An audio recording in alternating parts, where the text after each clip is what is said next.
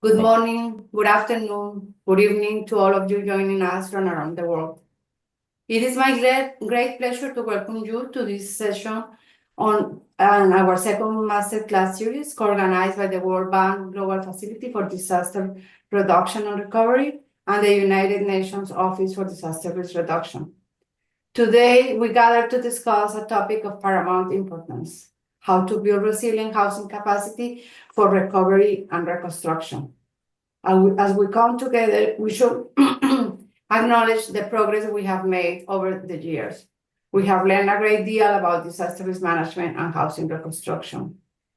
We started many years ago in the World Bank Disaster Risk Management Facility, founded in 1998, to proactively address disaster prevention, mitigation, and response in sustainable development activities. In the aftermath of the 2004 Indian Ocean tsunami was a turning point, leading to the initiation of the United Nations cluster system to improve humanitarian coordination.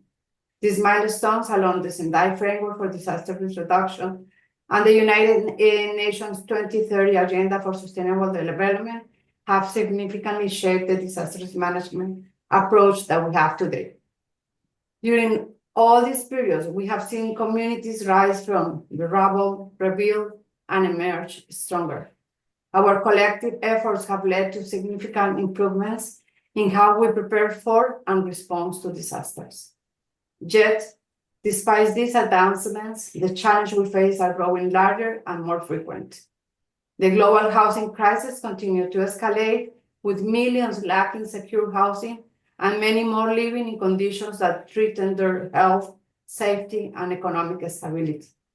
Climate change and rapid urbanization are exacerbating these challenges, leading to more frequent and severe natural disasters. In the past 2 decades, the number of recorded disasters have increased by over 80%, and economic losses have skyrocketed. The frequency and intensity of extreme weather events are increasing, wreaking devastating consequences on vulnerable communities. These disasters disproportionately affect the poor, who are often forced to make impossible choices between immediate needs and long-term recovery. This is why a knowledge platform like this masterclass is imperative. It is a space that we can share our experiences, learn from one another, and develop innovative solutions to the complex problems we face. But as we engage in these discussions, we must do it with humility. We must recognize that no single entity has all the answers, and that our greatest strength lies in our ability to collaborate and learn from each other. The World Bank, in partnership with the UNDRR, stands ready to support you in these efforts. We are committed to providing the resources, expertise, and partnerships necessary to build resilient communities. Our goal is to move from building back better to building better before, ensuring that we are not just reacting to disasters, but proactively preparing for them. We have a great framing presentation and a great panel discussion ahead. We will be addressing some critical questions today. How can we enhance our disaster risk management strategies to better prepare for future challenges? What innovative solutions can we implement to improve housing reconstruction efforts?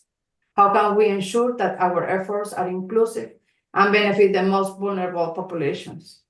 What lessons can we learn from past successes and failures in disaster recovery and reconstruction? We are confident that today's discussions will be both enlightening and inspiring, providing us with the new ideas and strategies to enhance our efforts on building resilient housing. In closing, I want to thank each of you for your dedication and commitment to this critical work. Together, we can overcome the challenges ahead and build a safer and more resilient future for all. And now, it is my honor to present a special video message from Mr. Kamal Kishore, Special Representative of the Secretary General for UNDRR. Mr. Kishore's leadership in dedication to disaster risk reduction have been instrumental in advancing our collective mission. Please join me in welcoming Mr. Kishore. Thank you. Colleagues and friends, over the last 2 decades, the notion of building back better has become topical We all recognize that after disasters, when we rebuild, when we reconstruct, when we recover, we have to do it in a manner that we build resilience, we build back better, so that our buildings, our houses, our infrastructure is able to withstand disasters that might occur into the future. Yet, the practice of build back better really has to be taken to scale. It has not yet propagated in the way we had imagined 20 years ago when this term became very, very popular. Why has it not happened? It has not happened for many reasons. Among them, a few of them are these. Number one, countries do not have institutional arrangements that can anticipate that after disasters they will have to manage large-scale recovery programs that will benefit large number of households, individuals, and businesses. After a disaster, they are playing around with different kinds of institutional arrangements. Similarly, there is a lack of clarity on how the beneficiary participation will take place in recovery processes, how the technology choice will be made, how grievances of affected communities will be affected. On all of these elements, we know what works. There is a substantial body of knowledge globally based on large recovery programs after the Indian Ocean tsunami, after several earthquakes that have happened in the last 2 decades. All of this knowledge needs to be systematized, and just as we prepare for responding to disasters, we have to now prepare for launching effective recovery programs that lead us to build back better. This will not happen automatically. It is therefore important that we build our readiness for recovery just as we build our readiness to response. Particularly in 2 sectors, housing and critical infrastructure, which are in most recovery programs central to the recovery efforts. As it is said, everything begins at home. When people rebuild their houses, when their houses are reconstructed after disasters, life begins to, take another dimension, and we begin to recover our homes, our families, our livelihood systems, our communities. But we have to build these houses in a manner which is leading us to more resilience for the future. So to sort of systematize this body of knowledge and offer this knowledge to a large number of practitioners who will be driving recovery programs in the future, we decided to offer 3 masterclasses in the run-up to the World Resilient Recovery Conference, and I'm really happy that it has come together with enthusiastic participation from across the world. I really hope that it will be a stepping stone towards making our countries, our communities more ready to launch strong recovery programs that build resilience for the future. Thank you very much. And at UNDRR, we are firmly committed to this agenda, and we look forward to continuing our work in collaboration with our member states, civil society organizations, academic institutions, and the private sector in making sure that building back better is not merely a rhetoric, it's a societal practice. Thank you very much. Perfect. Thank you very much. So good morning, good afternoon, and good evening. My name is Luis Triveno, and I will be the moderator of this masterclass. So thanks a lot for this opening remark, Anna. It was setting us in a very good way for the masterclass. So we have a lot to cover during this masterclass. We have a large audience over here. We have the privilege of the fact that many distinguished speakers and panelists are joining us. So we will dive right into it. But before we start, just allow me to share with you 2 housekeeping items. So the first one is that there is simultaneous translation. So while the masterclass will be conducted in English, 2 of our speakers will be relying on simultaneous translation. You will find icons there for your use. And the second is timekeeping. All speakers will address 3 questions that I will ask. They will have 6 minutes to answer the first question, 4 minutes for the second one, and 3 minutes for the last one. I will let them know once the time is about to end by popping up on the screen. I will turn off my screen after posing the first question and pop up when they need to start wrapping up. And we will try hard to find space for one final round messages from all. So let's get started. To continue, and before starting the discussion between practitioners from Chile, Indonesia, and Japan, we will start with a framing presentation delivered by Ijjasz-Vasquez. Ede is a senior advisor for sustainable development, infrastructure, and climate. Many of you must know him. He has held several prominent positions at the World Bank and has worked in more than 90 developing and emerging countries across all regions of the world, covering a wide range of topics, including, of course, those of resilience, fragility and conflict, resettlement, and urban development. Ede, the floor is yours. Thank you very much for joining us, and over to you. Luis, thank you very much. Let me do a sound and visual check. Can you see my presentation? Yes, we can. Wonderful, very well. It is great to be connected with all of you. I see that we have more than 500 participants in this masterclass, which is fantastic.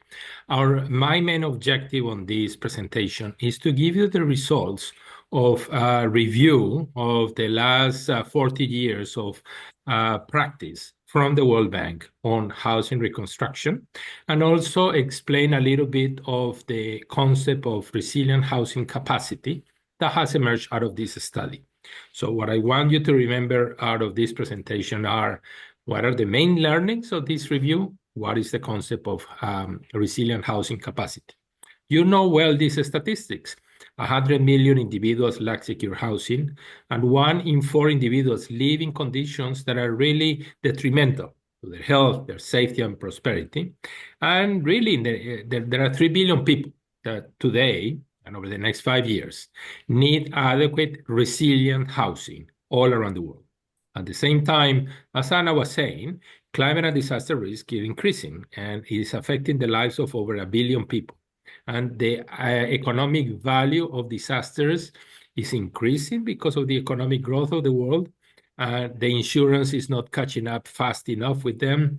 All of these aspects of insufficient insurance and insufficient housing and increasing climate disasters are alarming.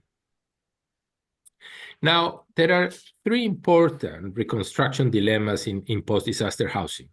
First, that there are many forms of post-disaster accommodation, from emergency shelters to temporary housing to permanent housing.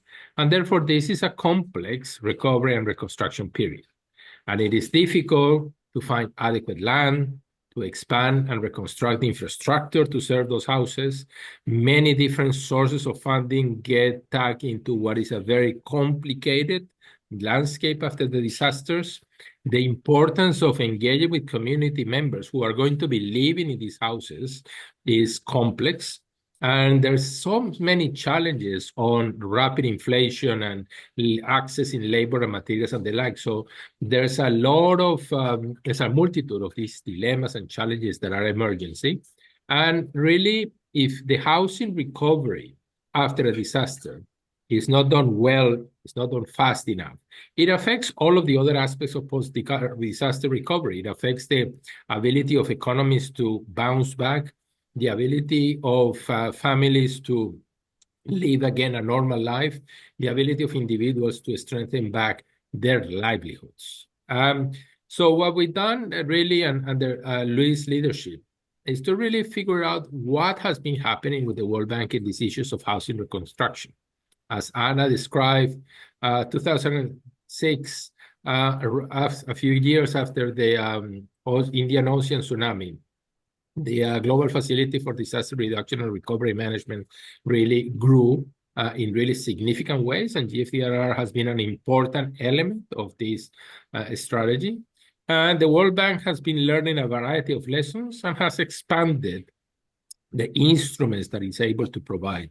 Right now, all of these instruments are combined into what is called a new crisis preparedness and response toolkit to allow for more flexible financing, to expand from the traditional technical assistance grants and loans to a variety of instruments that include risk management options like the catastrophic drawdown option, which is in a way like a line of credit that countries can have to access very quickly resources after the disaster. New clauses to suspend the repayments of debt after major disasters for a period of time. Catastrophic insurance instruments have been developed. So there's a range of new options that countries have when accessing World Bank support that were not there 15, 20 years ago in that process. And now there's a very structured way in which existing loans that a country has with the World Bank can be repurposed during emergency without a lot of paperwork, and really fast you can move 5–10% of your portfolio to respond to the emergency in that process. And the World Bank continues to evolve. There are new ways to start, the new mechanisms under development to figure out how to do better advanced procurement, pre-approved contracts, financial arrangements for these. That main message out of this slide, there has been a lot of change and evolution and lesson learning out of the World Bank in that process. What we wanted in this study was to zoom to pay more attention to the housing reconstruction questions. So in the period from 1980 to today, there have been about 270 housing projects, 83 of which focus on disaster relief, post-disaster reconstruction. And at the same time, there were 340 housing policy notes and analytical work that are related also to housing that were reviewed in that process. And it covers everywhere around the world. So as you can see in this map altogether, we also included post-conflict reconstruction in that process because there are important similarities between the approaches used in that direction. A few statistics so that you get a sense of how many projects were picked up for this review. Disaster projects and post-conflict projects that had housing reconstruction, 83 in total, out of which 68 were pure post-disaster. In 38 countries, about half of the 30 most disaster-prone countries, $24 billion in investments, of which about 10 billion were for housing altogether. And actually, we had a series of projects that were completed, what we call closed, and 13 projects that are still under implementation. And it allows you to give you a sense, and I will just point out one important difference, which is the older projects had a smaller levels of investment for housing, about 37%, while the new ones, the ones that are in implementation, more than half of the funding is going for housing. So 83 projects reviewed since the 1980. Most of them met their original targets. They financed 3 million housing units, but these are some of the things that I actually need to consider. These funds actually responded to less than 20% of the housing needs. The housing needs after this disaster were enormous, and actually not even the capital capacity of the World Bank was able to do that process. So it's important to understand that the role of the World Bank is not full, but it's partial. Second, the current projects are focused more on new housing, not as much on fixing and retrofitting. We have seen that there is a rising average cost for unit housing and longer completion times. And part of the analysis was to understand why this is. So I want to give you a few takeaways from this report.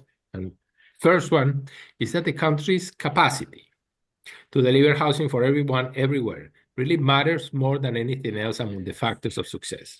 The capacity of the country to be able to get these housing solutions fast to everyone, everywhere, is at the core of whether projects are successful, moving fast, delivering what the countries need. Second, there is sometimes a disconnect between what the beneficiaries need and what are these families looking for. They're looking for speed, they're looking for good quality housing, for housing that is affordable, and what projects define as success. And I think that this is a lesson that is common for the development community as a whole in that process. We have seen that actually it's taking a little bit longer time for the project that from the time of the disaster to the first housing units delivered. In projects in the past, it was about 36 months. In new projects, it's about 53 months in that process. In quality, there's a little bit of disconnect, and I think that this is an issue, not only for the World Bank, but for many other institutions, where out of the 55 projects that have been completed, about 25 really counts how many housing units were provided with resilient standards, and how many projects really supported to increase the resilient infrastructure. But at the time of counting how many actual houses have new or retrofitted units, or how many houses were satisfied with these new or retrofitted units, only about 10% of the projects are asking those questions. And a message to everybody in the masterclass is that don't only focus about money dispersed, don't only focus about rules of resilience, focus about the outcomes. What are the final results in that process? You have also observed that the cost per housing is going a little bit up, which if on itself is actually not good or bad. Maybe the quality of what is being done is higher, the costs have gone down, resilience is incorporated, but it's an issue to be able to take into account in that process. Now, out of all of this analysis, the team look, what is it that really is needed to make sure that these projects are delivering what the population really needs? And it has come with a concept that is called housing resilience capacity, which in this draft definition that we are beginning to share to get feedback, and we love to hear from you whether this makes sense. It's really the housing resilience capacity is the ability of governments and society, because it's not only the government, it's the masons, the contractor, the development companies, the community organization, these societies, to provide resilient housing solutions to everyone before, during, and after the disasters and climate shocks. And this is really important, the before, during, and after, because this separation of post-disaster reconstruction and continuous urban housing, we need to break that silo and making sure that this is a continuum in that process. And this housing resilience is not just the government. A key message is that it's really all of the stakeholders need to be involved and need to have their own specific capacities to achieve those objectives. It's not something that you turn off a switch and it happens. It is an ability that is developed over time. And actually, it is really important to close the gap during normal times to be ready for when the disasters happen. That is an important message. Don't think of these two communities separate, post-disaster, normal day-to-day housing. They need to be one integrated process altogether, because enhancing that capacity ahead of the crisis makes many of the issues that we have found in the report easier to handle, easier to resolve in that process. How do countries can bolster the housing reconstruction capacity? More information on housing is critical. We find that by the time that the disaster happens, there is little information on housing situation, on land tenure, you name it. Second, keeping the housing needs assessment updated before and after disaster, and methodology, the capacity, the people ready to do those. You want to have regional specific programs because the hazards are very different within the different sub-regions of a country. Having the financial mechanisms identified and not figuring out after the disaster what financial mechanisms are we going to use for this reconstruction. Those need to be planned from the beginning. That's an important part of the capacity. Housing standards need to be ready. And actually having a stress test and looking forward and developing construction, labor, the materials market is really important to be able to respond faster, but to build the houses with quality, with resilience during normal times. And then finally, having community participation mechanisms that actually are also able to expand the providers of housing solutions, but at the same time are able to do so following specific operational rules. Let me conclude by saying, what do we think international partners can do? And the international agencies can support the capacity to identify housing needs and to have the systems to collect data, to help with new financial instruments that are potentially different between the low-income households and the middle-income households, to support the development of building regulations and the capacity of the stakeholders, and land tenure issue is a critical one that requires way advanced work ahead of any disasters. And as I was saying, the World Bank is evolving the role. It's an institution that was created for reconstruction and rehabilitation after the Second World War. and it is ready to increase supporting housing reconstruction capacity. And really the idea is, how do you actually become more efficient to speed up and scale up projects in practical ways? Luis, thank you for the opportunity to present this and to give a little bit of a framework conversation before the excellent panel that you have assembled together. Back to you. Thank you very much, Ede, for this enlightening presentation. It is always a treat to have you joining this type of discussion where we are looking into what we can do better, into what's next. So thanks again for joining, Ede. Now we are ready to start our panel discussion. We will cover 3 cases. We will cover Chile, Indonesia, and Japan. These 3 countries have experienced some of the most impactful events during the last 100 years. And the reconstruction journeys offer a unique opportunity to learn both from what has worked and what hasn't worked. So we will start with Chile. We are honored to have with us Chile's Undersecretary of Housing and Urbanism, Mrs. Gabriela Elgueta. Mrs. Elgueta has played key roles in the public sector at all levels possible, at national level, metropolitan level, local levels, and has extensive experience on the fields of urban planning and governance. And of course, for all of those who are not familiar with Chile, Chile is a regional and a global champion when it comes to housing. And at the same time, Chile has been affected by some of the, as I mentioned before, the largest earthquake ever recorded. And while the country has also been able to rebuild with speed and scale after different events, it's continuously being challenged, like all countries in the world, by unexpected events, including those related to climate change. So we are going to start, Mrs. Elgueta, with the first question, which is, what can you tell us about what Chile has learned in the last 15 years about reconstruction and recovery? We are going to do the first round with 6 minutes. So thank you again for joining us. Muchas gracias por estar con nosotros. Please, the floor is yours. Muchas gracias. Thank you so much for this invitation. I'll start my watch so I don't exceed my 6 minutes. Thank you so much for this invitation. Greetings to everyone that's online and the panel members. I'd like to start by providing a context about the Chilean reality. It's a country that has a large population living in cities. More than 80% of the Chilean population live in urban areas. It's a highly urbanized country.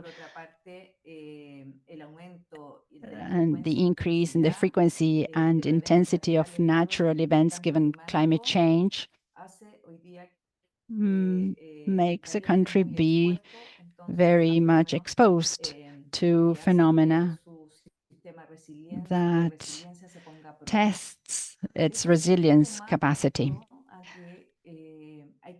Added to this, I should say that there are structural underlying conditions that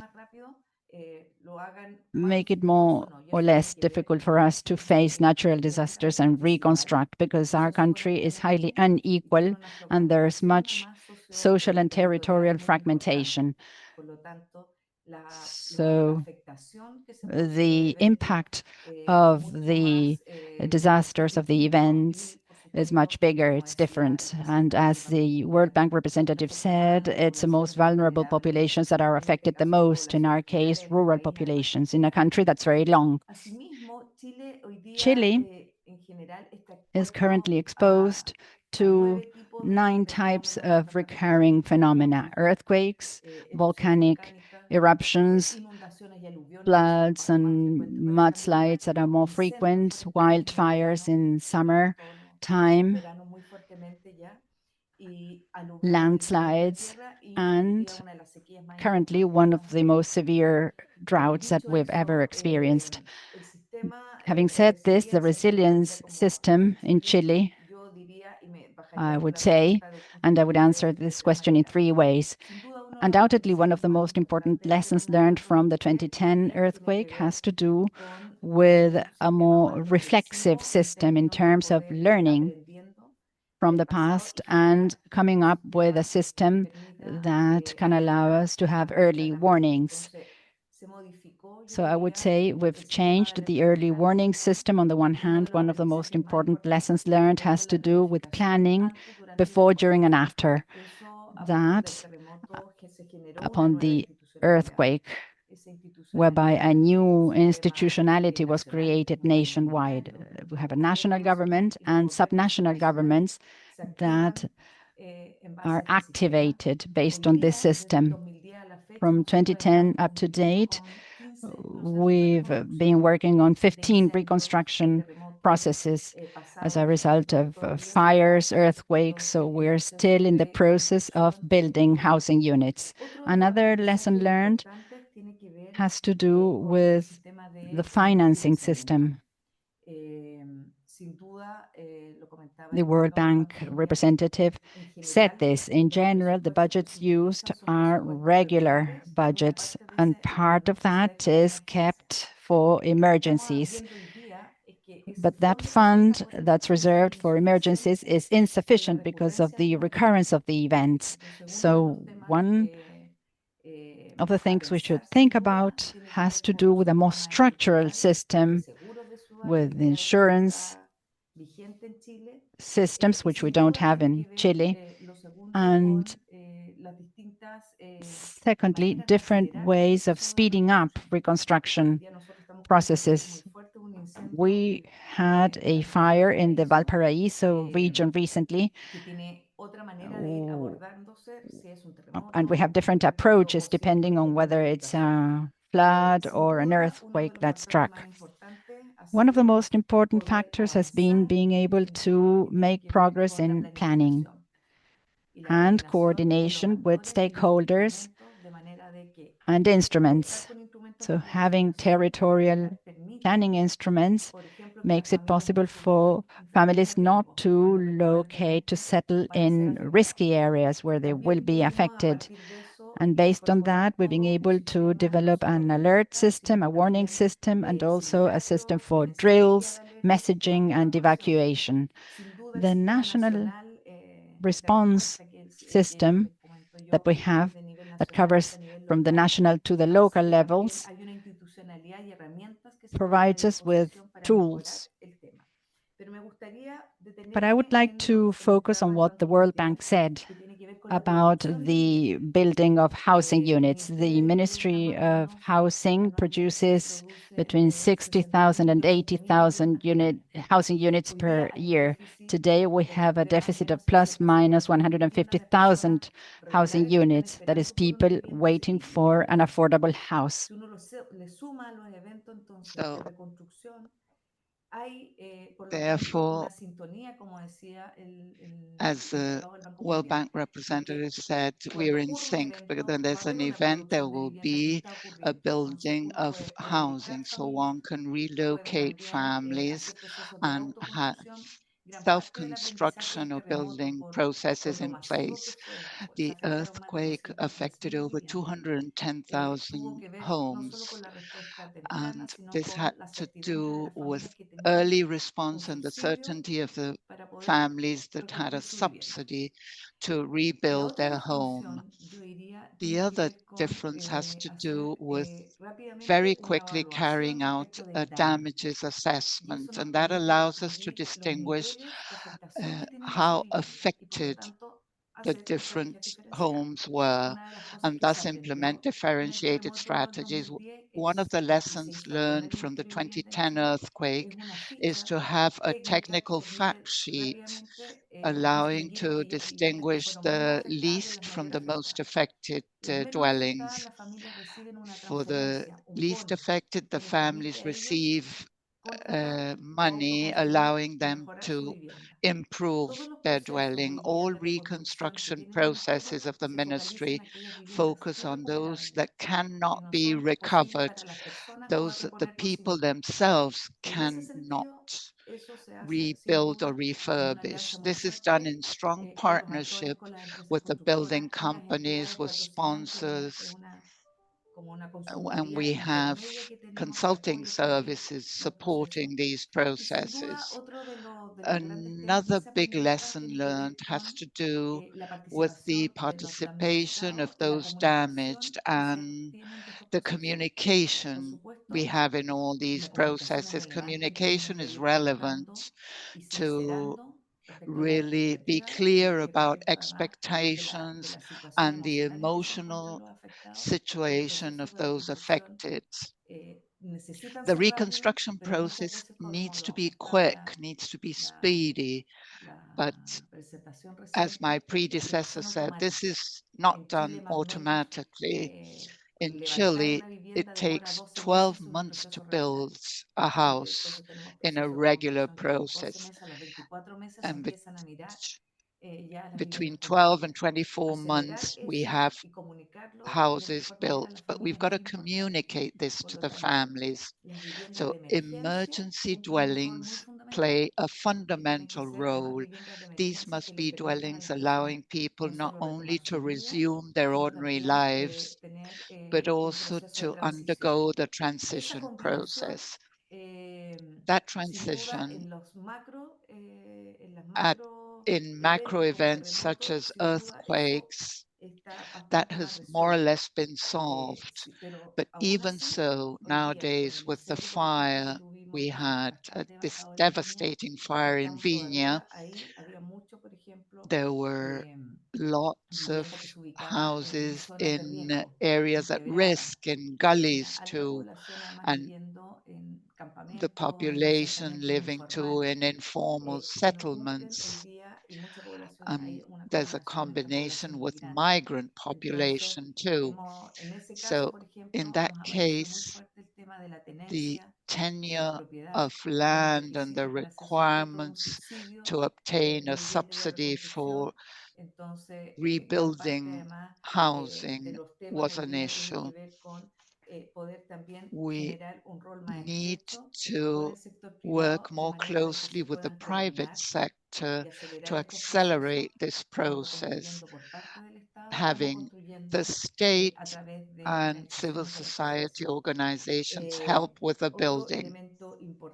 Another important element has to do with making progress regarding a more resilient system, and having more robust dwellings, good quality ones. That has been important in Chile. Chile had a very stringent regulation regarding the seismic rule. And nowadays, as a Ministry of Housing and Urbanism, we carry out the necessary studies in this regard to make sure we have due protection against fires, the insulation used. Nowadays, when there are earthquakes, there are not many damages as to massive destruction as before. But I would say that one of the significant topics has to do with innovating in housing construction to have them built more speedily. We've made great progress in this regard with the model housing. When there's no climate event, we certify materials, compliance with regulations, so that when that event does occur, we use those model houses and allocate financing. But then there's the industrialized type of housing. That's a process that has been experienced by the ministry with this housing emergency plan to massively build homes. There are different kinds of material used, reinforced concrete, wood, steel for the structure. So that kind of dwelling that is built in about 40% less time than ordinary dwellings can be a way of accelerating reconstruction processes. What problems have we come across regarding industrialized housing in the Valparaiso Hills? We haven't been able to install them. It hasn't been easy to do so. We need proper land. So preparing the land sometimes is more expensive than the dwelling itself. So that is part of what we are working on and learning from nowadays. I think I've gone well over my time, right? Thank you very much, Undersecretary. Actually, you have already covered the issue of the innovation that you are doing in Chile, and also the importance of the private sector. So thank you for reminding us also that it's never only about the structure, the housing structure. It's about planning. It's about, of course, about innovation, and that there is no room for complacency when it comes to preparedness. So I would just like to close with one short question, hopefully with a straightforward answer that you can give us to all the participants here, Undersecretary. What's next for Chile when it comes to reconstruction? What would be the next generation of post-disaster efforts in Chile? How would it look like? Would it be faster, cheaper? Would it involve new construction technologies? How do you envision that for the next decades or so? In 1 or 2 minutes, that would be great, Undersecretary. Thank you. Look, no doubt, the reconstruction processes, well, in those we've learned that being speedy is important. A lot of the reconstruction is based on providing certainty to the families, and innovation in the way we build is also important. So we have to accelerate the process in insofar as possible. The representative of the World Bank said that we had to think beforehand of the model and the financing structure beforehand.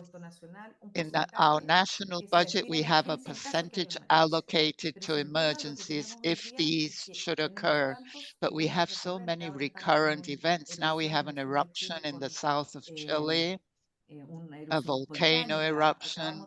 We are just exiting the summer fires, and we are expecting strong rainfall that will flood out the cities in the center of Chile mainly. So we need a special fund that can be used with less red tape, and then the transfer and the role of the private sector. I mean, the public sector has institutional capacity to produce, and this is done through private building corporations, and then the capacity of civil society organizations to be able to help with those dwellings that have experienced less damages, and then reinforce the capacity of civil society. In the Viña fire, we realized there was a sector that had a buffer and the houses did not catch fire. And that's because we worked with civil society, with an NGO, with the Ministry of Agriculture, so as to protect a nearby forest to these dwellings. So we have to work on training the communities to have more resilient communities. That's also important, but no doubt production capacity to have a permanent stock of dwellings, of model industrialized dwellings that can be used immediately.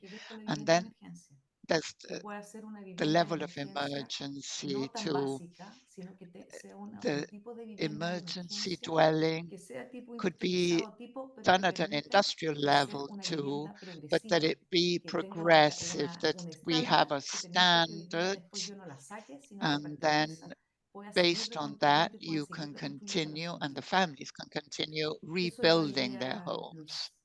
Thank you very much, Undersecretary, for this enlightening presentation, and also for sharing with in such a candid way that even a country with such a strong tradition and capacity in terms of housing is accepting the challenges and is embracing the complexity of reconstruction with an open mind to innovation and to change in policy. So thank you very much for joining us, Undersecretary. We will move now to the case of Indonesia. We are delighted to have with us the mayor of Palu city in central Sulawesi, Pak Hadianto Rasyid. He has a vast experience as a member of the city and regional legislative council in Indonesia, and having just been re-elected for a second term, Mayor Hadianto has received several awards from the national government, including the Best Regional Development Award granted by the President of the Republic of Indonesia. And of course, while in office in 2018, Mayor Hadianto has the responsibility to lead the effort to rebuild Palu city. Mayor Hadianto, we all know that there is no effective reconstruction and recovery without the active participation of local governments. And for this reason, we wanted to hear your perspective, because you were there when a triple disaster hit Palu, an earthquake, a liquefaction, and tsunami in 2019. So yeah. I would like to start asking you, Pa, almost 6 years after the earthquake, what are the lessons that Indonesia has learned from this earthquake? This is my first question for the next 6 minutes, Pa. Thank you. Okay. Over to you. Yeah, thank you, Mr. Louis. The Palu earthquake was a brutal wake-up call. It exposed a vulnerable we couldn't ignore. First, the urgent need for comprehensive legislation. We learned that the absence of specific law governing post-disaster relocation and housing development creates crippling delays and legal uncertainties. This was evidence in a Central Sulawesi rehabilitation reconstruction project, where different land provision methods yield varying efficiency and risk. The success of land acquisition often depends on factors such as regulation. So effective verification of effective population and coordination between agencies. So we must prioritize creating a dedicated legal framework for land acquisition, for procurement and housing construction after disaster. Because this isn't just about bricks and mortar, it's about ensuring legal certainty and fairness for every affected family. And the second is the power of community participation. While contractor-led approaches can be efficient, true resilience comes from empowering community. The Palu reconstruction under CSRRP demonstrated that involving local community, particularly through groups like KSM, we call it Kelompok Swadaya Masyarakat, and KPPS, disaster utilization and maintenance groups, was vital in developing and managing a local scale infrastructure, such as drainage, roads, sanitation, and waste facility. For example, the TPS-3R. This is a waste management system were implemented and maintained by local non-governmental groups, fostering a stronger sense of ownership and environmental steward, while housing construction remained largely contractor-led. So the integrated settlement in structure was shaped with a direct community input. Over 90% of housing beneficiaries expressed satisfaction with their homes, and inclusive designs accounted for the needs of women, the elderly, and the people with disabilities. When people are invested in rebuilding and maintaining their own environment, the results are more sustainable and meaningful. And the third is the importance of adaptive strategies. The Palu recovery was a linear process because we faced unexpected challenges like COVID-19, fluctuating material prices, and complex land disputes. So the CSRRP required multiple restructuring, including budget reallocation and deadline extension, to adapt to evolving field realities. This flexibility allowed the program to ultimately exceed its target, including 3,890 resilient housing units constructed. Flexibility and agility are crucial for effective disaster response. And the next is the critical role of the data and transparency. The Sitabata system, despite initial setbacks, proved essential in tracking project implementation. It enabled real-time monitoring, transfer complaint handling, about 95% resolution, and improved coordination between stakeholders. Open access to information build trust, foster accountability, and ensure the resources are used effectively. And the next is the need for long-term sustainability planning. Building houses only half the battle. So CSRRP showed that the operation of maintenance often lag behind, especially when asset transfer is delayed. Sustainable post-disaster recovery must include capacity building for local government. So clear access management responsibilities and community training. Infrastructure must be designed with longevity and local content in mind. Whether through spalti was system, the PAS 3R, or inclusive open space for evacuation. So this is required for active planning and investment in long-term asset management. That's all, Louis. Thank you. Thank you, Hadianto. And so it's very interesting because one would think that it's not reconstruction projects efforts are so challenging that it's you just have to do as much as you can, as fast as you can, with what you have, right? But I have witnessed some interesting innovations and partnerships that took place in the reconstruction projects in Palu, and I was fortunate to be part of this effort. So can you share with all the people, all the participants connected, what type of innovations and partnerships you have seen in the reconstruction after the Palu earthquake? Yeah. The Palu reconstruction showcased remarkable innovation and collaboration. We have a RISA technology. So the successful scaling up of RISA modular housing demonstrated the potential for rapid, resilient, and cost-effective construction. This innovation, refined through lessons from Aceh and Yogyakarta, provided safe and defined housing in 4,000. Under Central Sulawesi Rehabilitation and Reconstruction project, it's about 3,880 permanent housing units were built to seismic resilience standard, all meeting the government SPLF or functional fitness certification. RISA's modular design also enabled quicker construction timeline and better quality control. And the next is community-based grants. The community-driven approach with direct disbursement of funds to community groups foster transparency and accountability. They empower community to make decisions about their own recovery, and this is increased ownership of the process. Through this mechanism, about 27 villages were served with environmental scale infrastructure. And the next is multi-stakeholder partnership. So the Central Sulawesi Rehabilitation and Reconstruction Project success hinge on coordinated and sustained partnership between national ministries, local government in Palu, government Sigi and Donggala, and of course the World Bank and the local communities. Technical support was provided by a network of consultants, while NGOs and community facilitators helped with the socialization, GBV risk mitigation, and grievance handling. This broad alliance enabled effective coordination across sectors, from land acquisition to infrastructure delivery. For instance, water and sanitation service involved integrated work between the Directorate of Human Settlement and local utilities, supported by real-time monitoring through CITABA. This level of coordination allowed the program to adapt to challenge like a COVID-19, land dispute, and procurement delays, without derailing progress. So the collaboration also enabled innovation tools like SCADA for water system and BIM for infrastructure design to implement it smoothly. And the next is adaptive land acquisition strategies.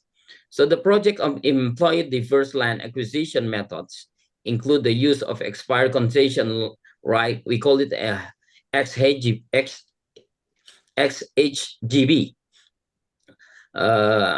It means bekas haguna bangunan, community land donation and land consolidation, and direct procurement to expedite resettlement while adhering to legal and social safeguards.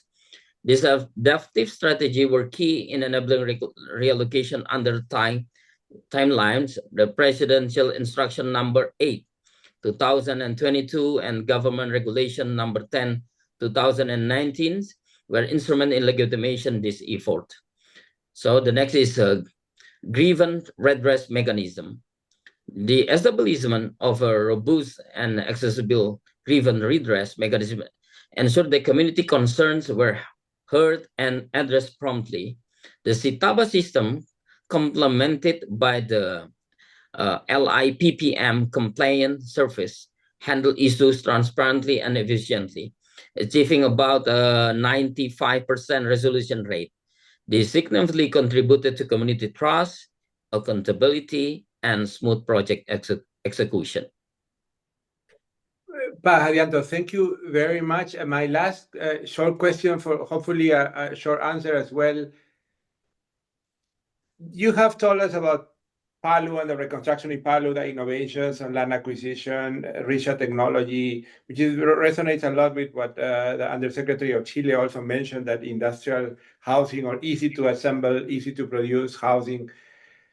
Now, taking a step back and looking at how can Indonesia, as a country that is so exposed to different hazards, natural hazards and climate-related events, how can Indonesia keep and improve the capacity to respond to disaster? What would you say Indonesia needs to start doing or improve in the way they are handling the reconstruction project? What type of partnership, what type of institutional coordination do you think is needed?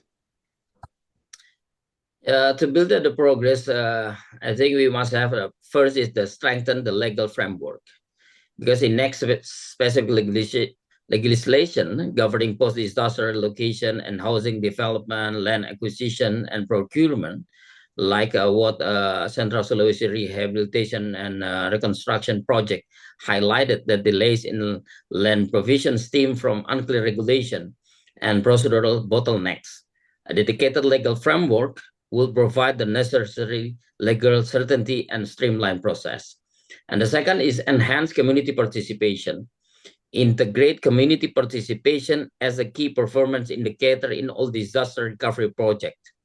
Empowering communities to lead their own recovery, fostering ownership and sustainability, like Central Sulawesi Rehabilitation Reconstruction show that involving group like KSM, we call community-based organization, increase local ownership, satisfaction, and alignment with community needs. And the next is we have to have the develop adaptive operational rules. Existing programs need to be more flexible and adaptable to unexpected challenges. This includes contingency planning for financial shock, supply chain disruption, and land dispute. We need to build in mechanism for rapid adjustment and course correction. And the next is invest in capacity building, strengthen the capacity of local government and community in disaster risk management, infrastructure maintenance, and asset management. This will ensure the long-term sustainability for recovery effort. And the next is the prioritized data-driven decision-making. Continue to invest in robust data collection, analysis, and sharing system. Transparency and accountability are essential for effective resource allocation and building public trust.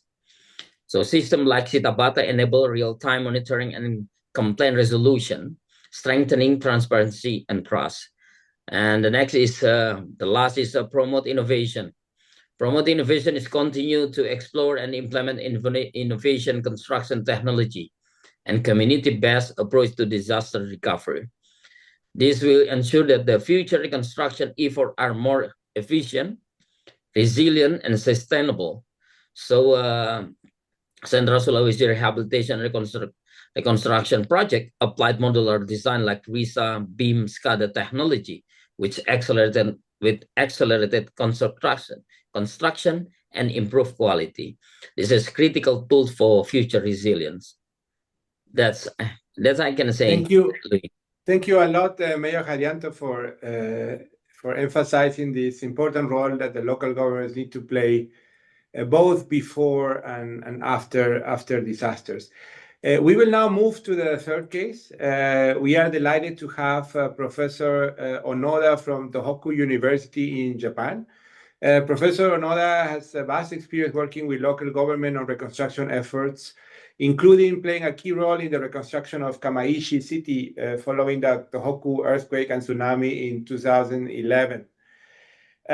So Professor Onoda, having heard from the experiences in Chile and Indonesia, we would like to listen from Japan, a country that is equally exposed to natural hazards, but that is also considered a global reference when it comes to disaster risk management and reconstruction. So I would like to start with the first question.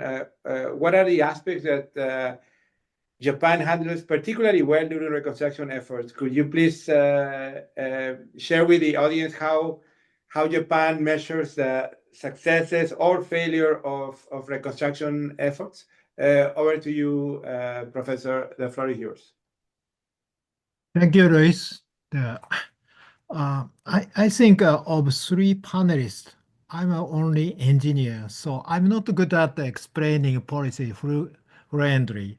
So may I bring my presentation tool to share with the audience?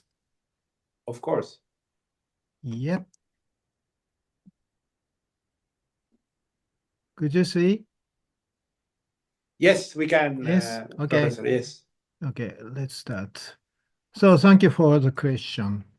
So before explaining about our experience, I would like to explain the situation of Japan. So Japan is made up of a chain of islands located in the path of Earth's tectonic plate. So this means that the country is full of things to enjoy, such as hot springs and mountain climbing. So even the monkeys seems happy. But on the other hand, this active tectonic movement has also led to many earthquakes. The Great Hanshin Awaji earthquake of 1995 severed the infrastructure and caused extensive damage from the urban fire. So a lot of people pass away, and after that, we had a great East Japan earthquake of 2011. It resulted in loss of many lives due to the tsunami. After each of those disasters, the earthquake resistance standard were revised, and the new buildings were built to higher standard. So we developed a kind of guideline to resist earthquake. However, still there are so many older buildings and infrastructures, so they do not meet these standards and defenseless. In 2024, the earthquake hit the Noto Peninsula. It's a kind of a local areas. And but there are so rich history and caused extensive damage.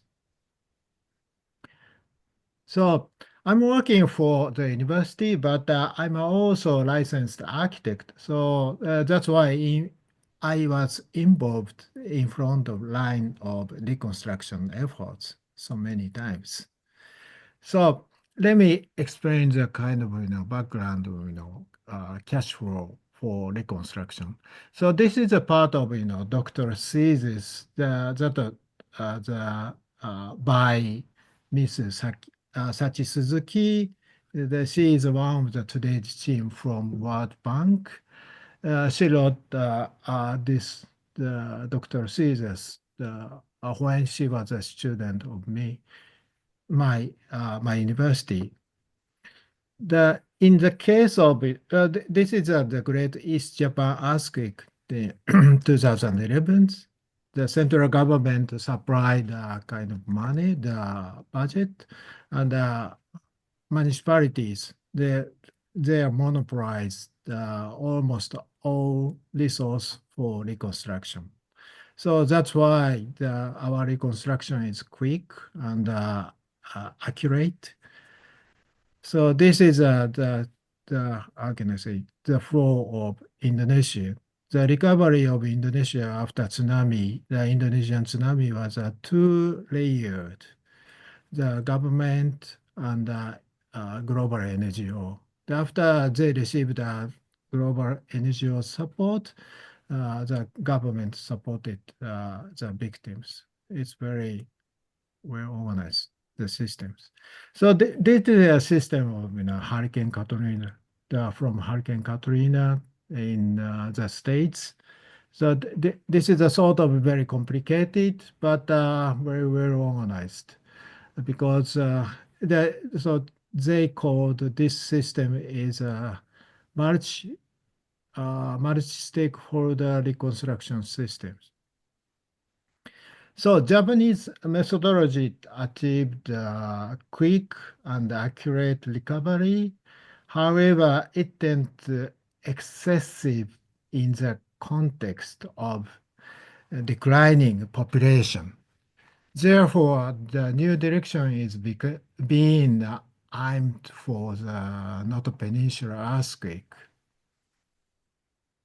So this is the answer for first question. I also prepare the kind of the solution, the nutrient. Thank you very much, Professor, for this. Now, it will be very good since both of our participants have shared how reconstruction efforts are complex and often take a long time. Temporary housing plays a key role. That was mentioned by the Undersecretary of Chile. And can you please share with us how, in this process that you have seen a little bit more in detail, how Japan has developed its capacity to deliver temporary housing, and what innovations have been introduced on that front in recent years, Professor? Thank you for the question. We have a lot of innovation. So, as an industrialized country, Japan, we have the kind of capacity to provide the simple housing made of lightweight steel frames. It's a kind of a majority of temporary housing in Japan so far. So in the Great East Japan earthquake, the government they created 53,000 temporary housing units in 6 months or something. Yeah, it's very quick. So this is a situation after the Noto Peninsula earthquake. Also, the conventionally temporary housing is still mainstream by light steel frame. However, they are growing the focus on the high quality wooden housing to support communities like this. Yeah. So like this. You can see, no, yeah, this one. So this is also increase in mobile housing that required a little on-site construction due to the shortage of labor. Right now, the population is decreasing, so that's why the shortage of labor is a big problem for us. So that's why we created such kind of new systems. So it still cannot match the original environment. There are people who would like to see the temporary housing become permanent housing as Italy, but there are still legal and financial issues to be resolved. Yeah, actually, the temporary housing by of wood might be better than the temporary housing of the steel frame. However, it's not so good to compare with original situation. So that's why this kind of problem is very severe in Japan right now. Thank you very much, Professor Onoda. And just a quick last question on, can you share with the audience the reforms that the country has made, or what is the country discussing as we speak to ensure that future reconstructions are more effective? Thank you. So as I told you already, we are right now we are just facing the paradigm shift of the reconstruction from municipality monopoly type, monopoly system to multi-stakeholder type. So it's a kind of a new challenge. So we are just tackling this kind of the change. But however, we fortunately we means I and Sachi-san studied what's coming to the next. So the before Noto Peninsula earthquake.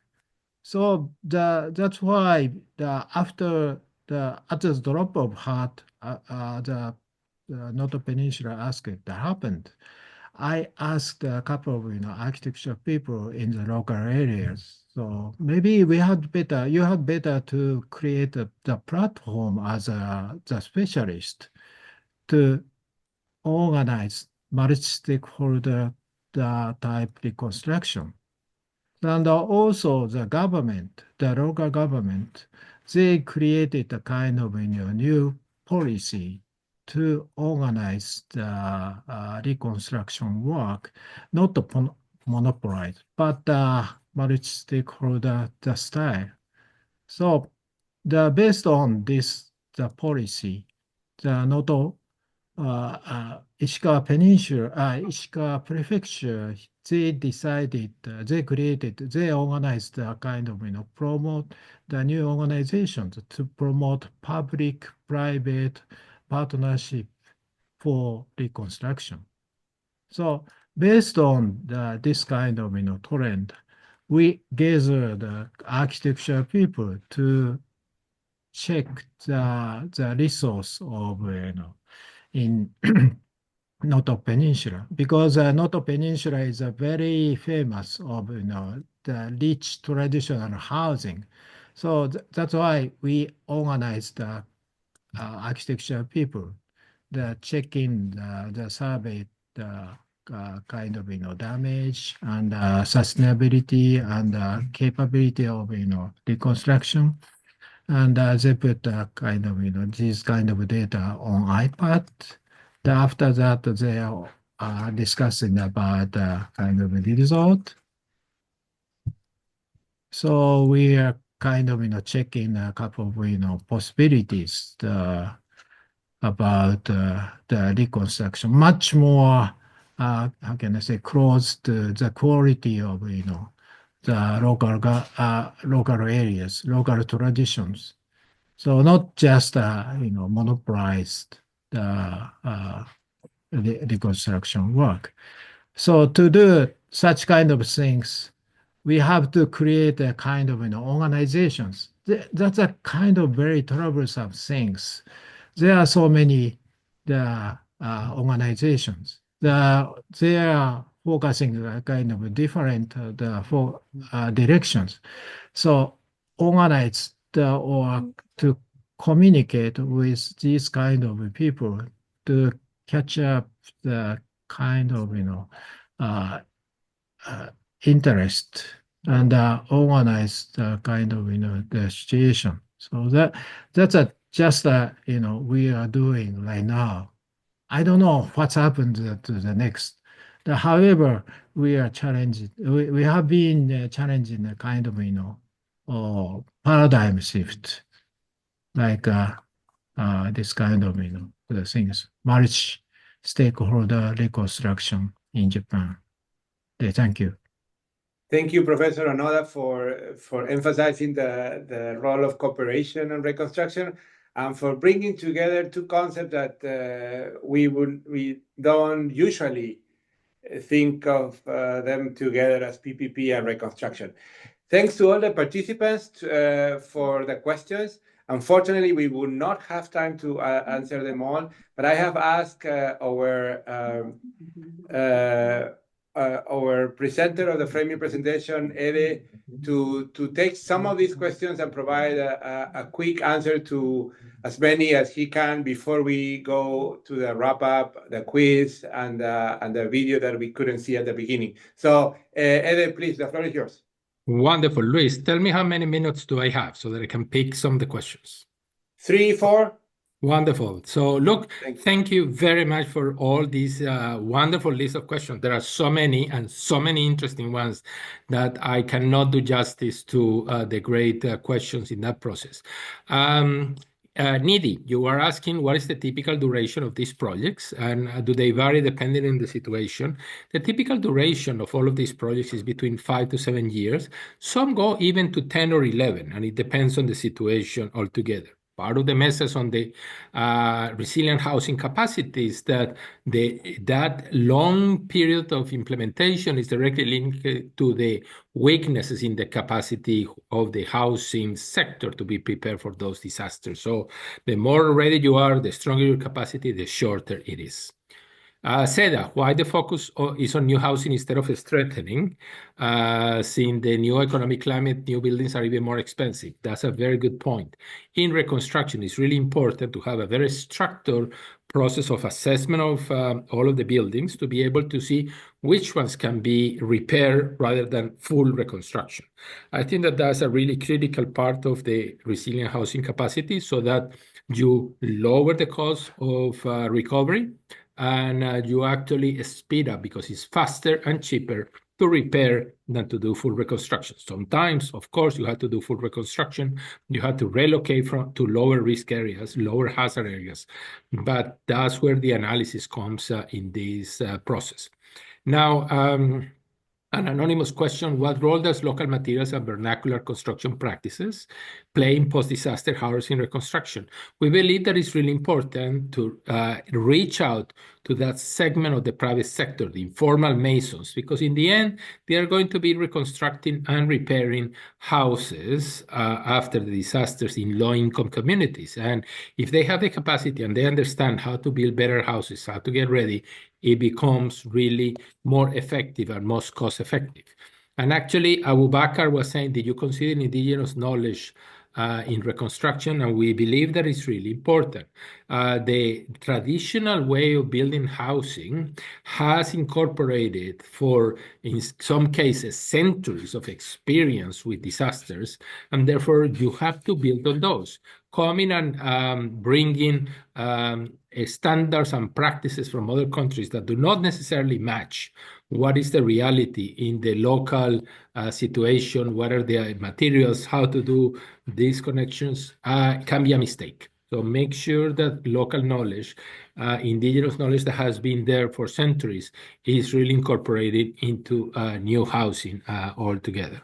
And actually, Dr. Leslie and Garaway was asking on examples of solutions that have been effective in flood-prone areas. And actually, the main message is a solid analysis of floodplains that incorporates not only the current situation of flooding, but future scenarios is really critical because many people are going to be living in their houses for generations. So the risk of flooding is not only the risk of today, but the risk of tomorrow due to climate change and other factors. And therefore, you want to make sure that the housing location incorporates that information, that the housing design is raised to be able to handle future changes in climate, that this is becoming not just based on all the standards for 20, 50 years ago, but on the current reality altogether. I am missing about half the questions, Luis, but I think that these were a sample of them. Thank you so much. Thank you very much, Ede. We will have some last minutes for the Undersecretary of Chile, the Mayor of Palu, and eventually Professor Onoda. So if you, I could just invite you to look at the questions and answers that you see there if you want to tackle one. But before we do that, so we want to make a very short pause. We have bombarded you, all the participants, with a lot of information. And we don't want you to leave you without the key takeaways. So now we are going to turn to Professor Ian Davis, who, of course, needs no introduction. He's a global authority on disaster risk reduction and recovery. And Professor Davis will share with us the main message of our masterclass. Please, Professor Davis, tell us what we should not forget about what we have heard today. And of course, from your experience, what are the things we should be looking for the next time we are faced by a major event, like, for instance, the earthquake that has just taken place in Myanmar, that is also included in the Q&A. So the floor is yours, Professor Davis. Thank you very much. What a wonderful masterclass this has been on a very neglected subject. I mean, so often reports, masterclasses, conferences on recovery focus on participation and safety, but this one focusing on all the mechanisms of making sure it happens. So it's been a great privilege, and I thank you as moderator and all these wonderful panelists and this great report from the World Bank, which is everyone should look at. It's really great to have had that. So thank you all very, very much. I've just got a few words which come to mind from what you've been saying. A few key words. Certainty. Many of you referred to the fact that you've got to give certainty to the survivors. I don't call them victims. None of us want to call them. These are people who are tenacious, incredibly hardworking, and they want a future for their families, and we need to give them certainty. And that certainty will come from assurance by the government and the different stakeholders as they work together. So I just love that emphasis on how do we give assurance to people who've lived through a terrific trauma that they've got their future is going to be great. And there are various suggestions that have come. The word anticipation cropped up over and over again. And I love the idea that we pre-plan. When I was in Sendai after the 2011 tsunami and earthquake, it was so encouraging to hear that people from Kobe, from the 95 earthquake in Japan, had come up there to Sendai to share their knowledge. This process of sharing and anticipating what happens is great. And I love the emphasis by all the speakers on anticipating the recovery and pre-planning for it, getting ready for it. One of the aspects of resilience which is crucial is adaptation and change, and being prepared to change. These traumas will change the entire country. Forms follow failure. They don't just follow function. And so these failures give rise to terrific improvements in the whole society. And that happened in London after the Great Fire of 1660, the first building regulations still in use. And that fire changed everything in Britain, as these disasters change our countries and make us more resilient and more effective. The third word which cropped up over and over again was adaptation, adjustment.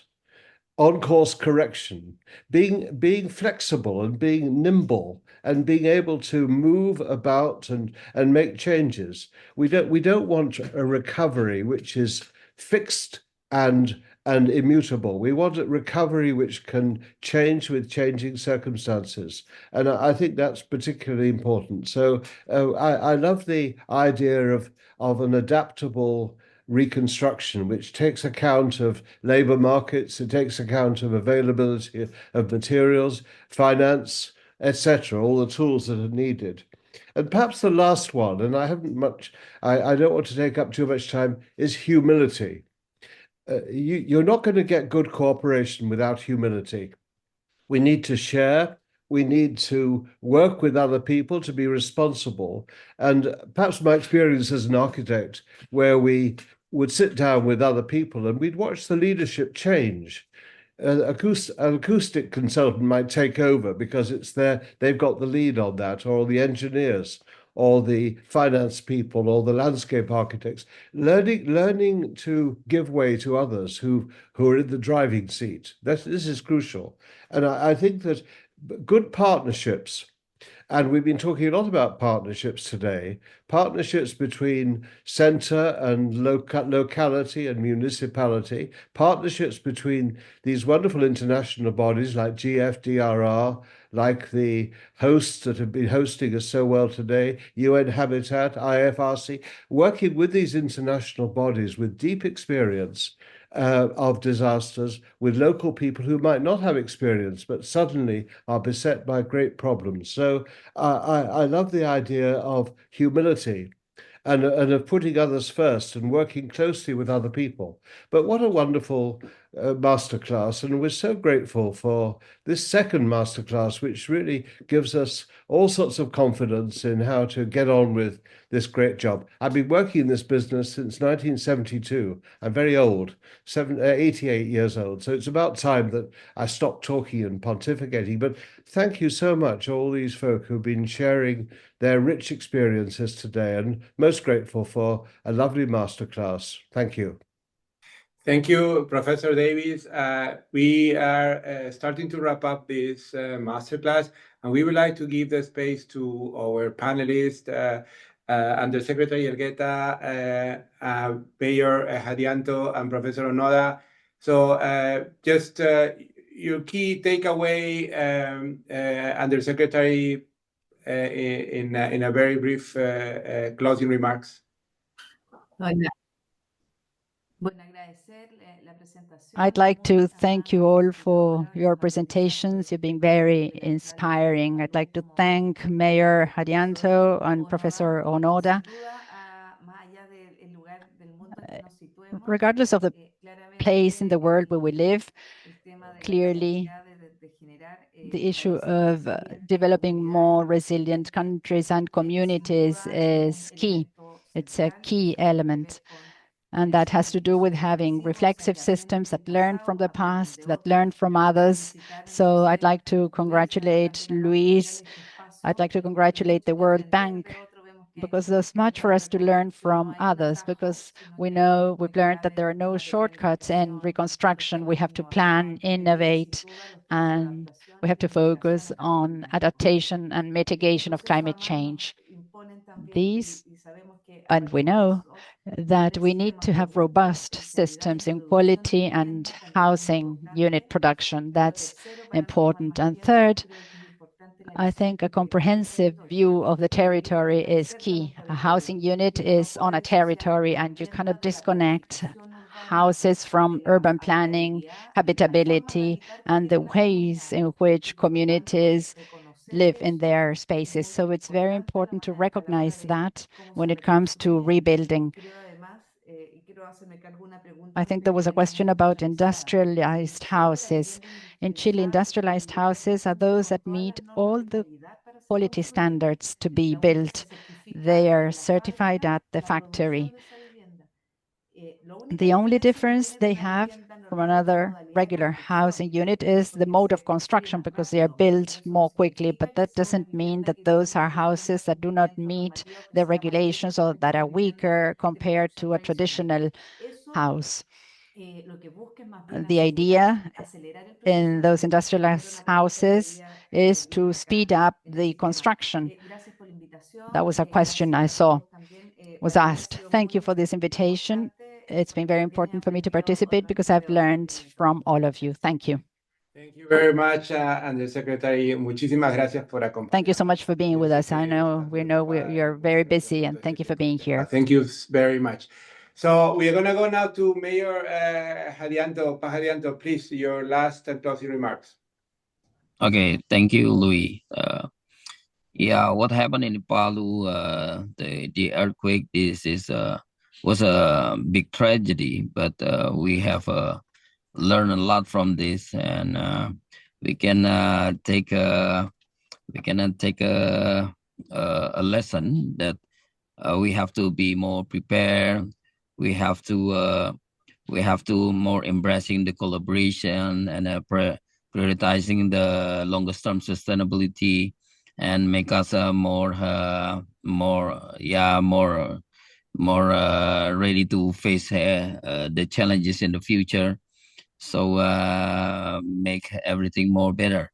So about how to face this thing, we have to make not how to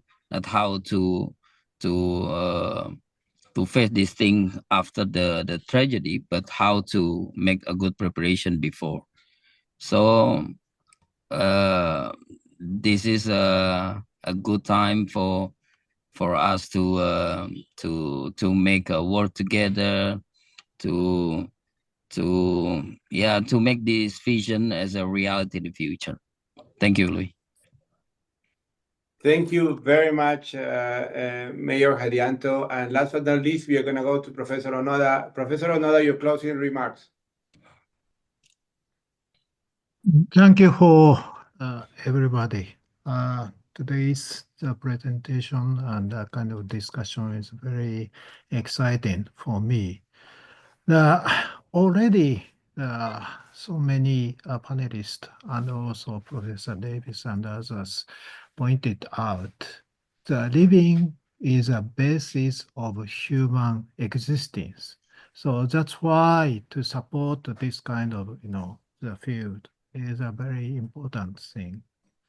However, the government, they have a tendency to focus not value of, not the quality of, living place, but the speed or kind of, the amount of, budget of something.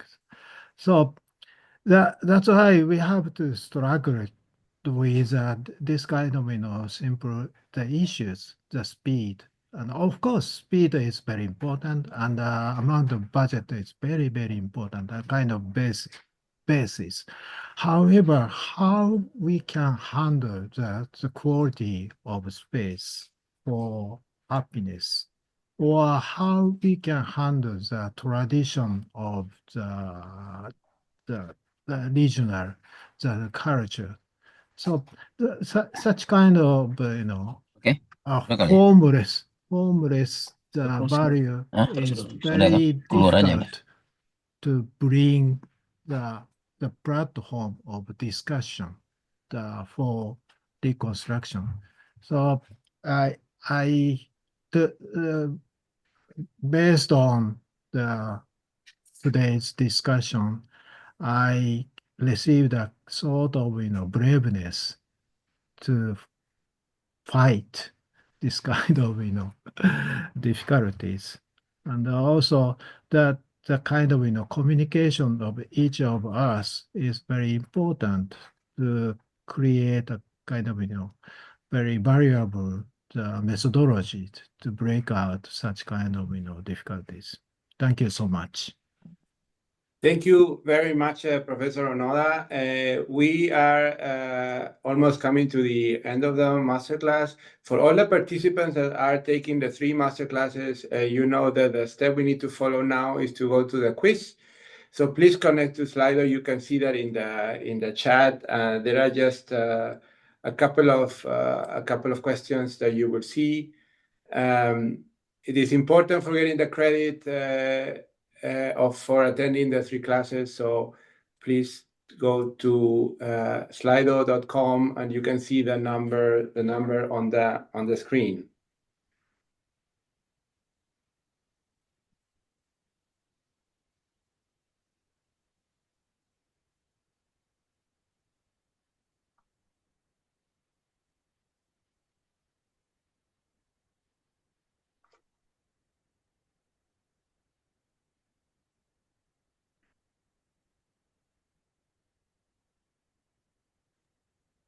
And start the first question while people are joining.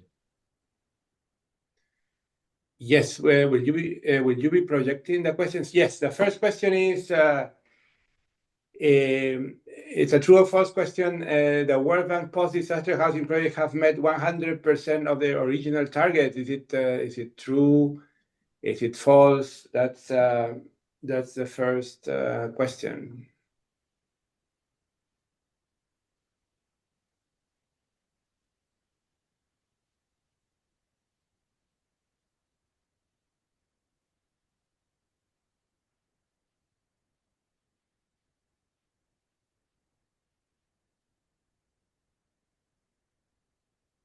We see some answers already in the system. We have just 20 seconds more on this question.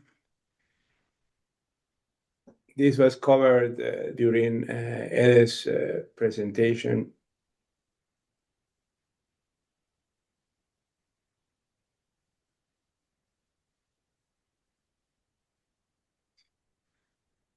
Wonderful. So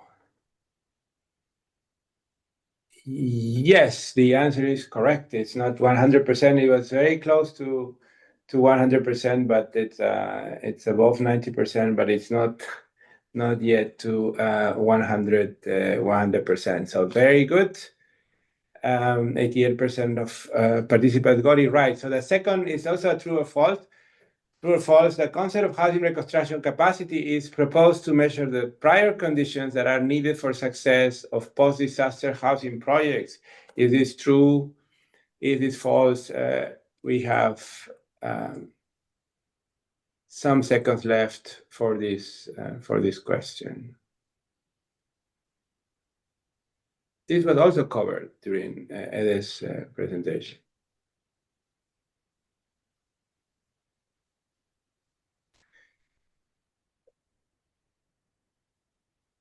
Yes, and the answer is correct. 87% of participants got it right. Let's go to the next question.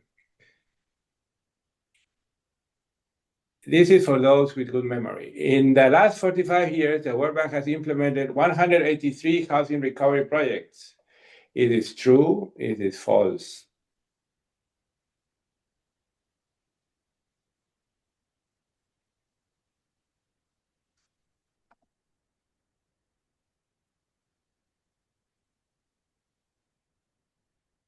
Last answers.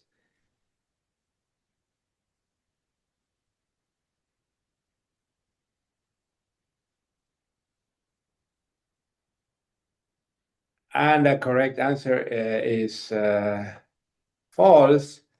This one, not many got right. So yeah, it's not 183 projects. So next question.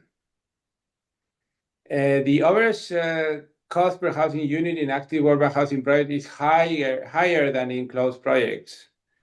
This is something that was discussed both during the framing presentation and also was discussed in the Q&A that you have in the chat. Is it true? Is it false?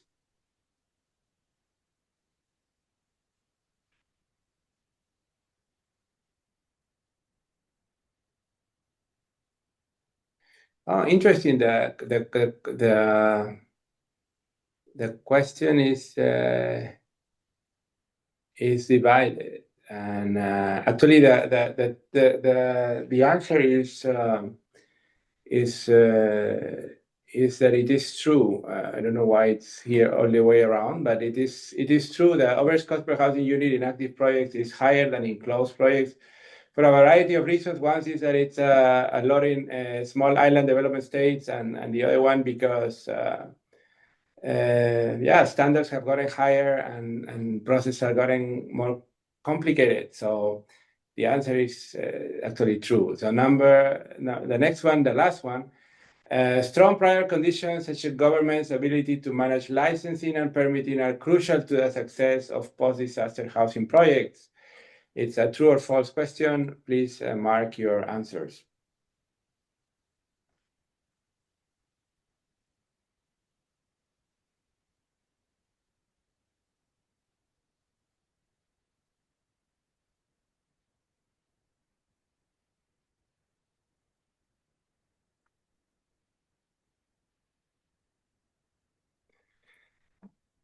Perfect. And this one was almost everyone got it right. The answer, of course, is it is true. This is a very important aspect, determinant of success of post-disaster housing projects. So thank you to all participants who have completed this. Oh, there is one more. Sorry.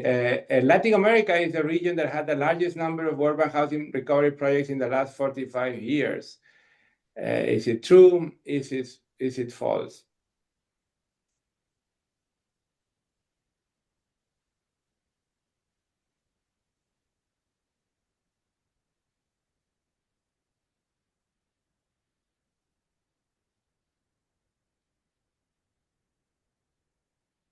It is true. Latin America is the region that had the largest number of urban housing reconstruction projects. It's interesting that the answers are divided by the participants. So thank you very much. There is a list of the participants that got it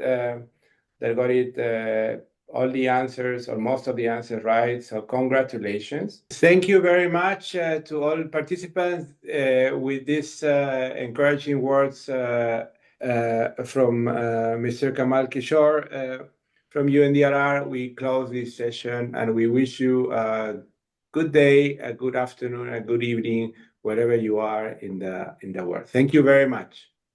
Bye-bye.